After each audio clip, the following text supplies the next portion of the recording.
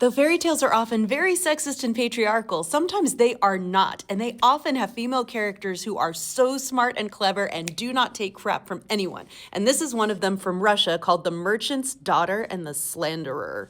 A merchant whose wife had died years ago dies, leaving his son and daughter. Right before he dies, he says, "Hey, I want you two to take care of each other and love each other." And they're like, "Yes, Dad, we will." After a while, the son decides to take up his dad's merchant business. Before he leaves for a voyage, he says, "All right, sister, while I'm gone, do not engage in evil things and do not consort with strangers." They then exchange portraits because it's going to be a while before they see each other, and he goes off. The son sails to a foreign land, and when he gets there, he petitions the king, like, "Hey, can I trade in your land?" And he's like, "Yeah, let me come to your ship and see your goods." And so while the king is out there, he sees the portrait of the sister, and he's like, "Whoa, who's that?" The brother's like, "Oh, that's my sister." And the king is like, "Hey, is she as good a person as she is hot? What is her character and her manners?" And the brother says, "She is quiet and chaste as a dove." You know, the important things women are supposed to be. And the king says, "Well, if so, I want to marry her and make her queen, so bring her to me." The brother's like, "Sweet, awesome." But this is where our bad guy enters the story, and he's a certain general of the king's who just really hates the king and doesn't want him to be happy. Well, he's also mad because of classism, because the merchant isn't of noble blood, and the bad guy thinks now our wives will have to bow to a woman of a merchant class. So he's like, "I'm gonna stop this marriage." So he goes straight up to the king and the brother, and he's like, "Oh, actually, I know his sister, and we've been banging." The brother's like, "That's not true." And he's like, "No, Your Majesty, I met her long ago, and more than once I have laid in bed and played amorous games with her. She is quite a dissolute girl." And the double standard is just right up front here. He's calling her lax in morals and like a dirty bad girl for doing stuff with him, for doing the same thing he claims he was doing with her. Like, that girl's nasty. She slept with me. Because in the patriarchal culture we live in, this is still an acceptable thing for men to do. Like, "Oh, she's nasty. I saw her at the strip club." Like, "But you were at the strip club." Just the way that men talk about sex workers or sluts or any woman for doing things that they also do, it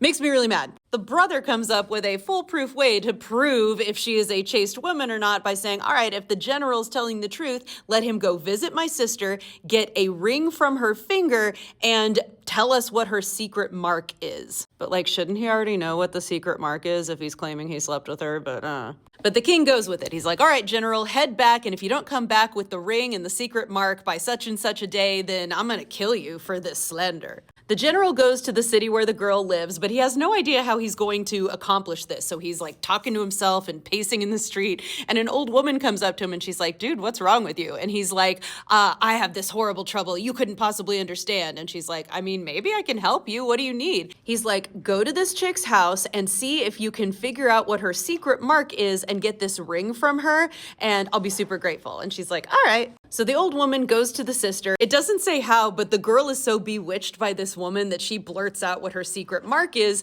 which is a gold hair under her left arm. Also, this chick steals her ring, and she goes back to the man and she's like, "Here's the ring, here's what the secret mark is." So the evil general goes back to the king and the brother, and he's like, "Here's the ring, it's a golden hair under her left arm." And the king is like, "Oh, brother, you lied to me. So for this, I'm gonna execute you in the square." And he says, "Please, can I write a letter to my sister and have her come so I can say goodbye to her before I die?" And he's like, "All right, I'll let you do that." So the brother writes the letter, and after it's sent, he gets chained and put in a dungeon waiting his execution. The sister gets the letter explaining everything, and she immediately is like, heading to the city. But she's got a plan already. As she's going to the city, she is knitting a golden glove. She cries as she's knitting it, and her tears turn into diamonds that stud this golden glove. She arrives in the capital, gets lodging with an old woman, and asks her, "Hey, what's going on?" And she's like, "Oh, this dude's getting hung in the town square tomorrow." And she's like, "Cool, I'm off." She dresses up in rich clothes, takes a carriage to the castle, and as soon as she gets there, she gets out of the carriage, goes straight up to the king, and she's like, "I would like to report a theft." She whips out the golden diamond-studded glove she's made, and she's like, "Look at this." And he's like, "Oh my God, that glove looks priceless." She's like, "Yeah, it is priceless. And guess what? Your general stole its mate. I demand you bring him here," and he produced the other glove.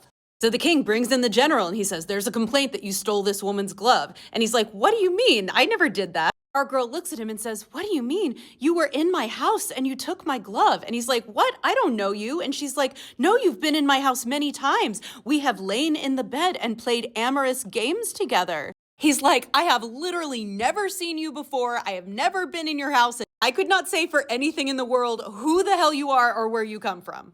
She's like, oh, well then why are you making my brother suffer? King's like, who's your brother? She's like, the guy being led to the gallows. And because of this trick, the truth has come out. So the king orders the brother not hanged and the general hanged in his place. Because it's serious business slandering a woman. He then took the merchant's daughter, they drove to church, they got married, had a great feast, and lived in happiness and prosperity for the rest of their lives. Is this somehow a perfect feminist fairy tale? No, not at all. The whole idea is still predicated on the idea that she is only good because she is pure and adhering to society's rules. But yet, in that patriarchal structure of this story, we still get this woman who is a badass and will not be messed with and is so clever. Saves her brother, gets the life she wants for herself, and outsmarts a general. And for that, I adore her.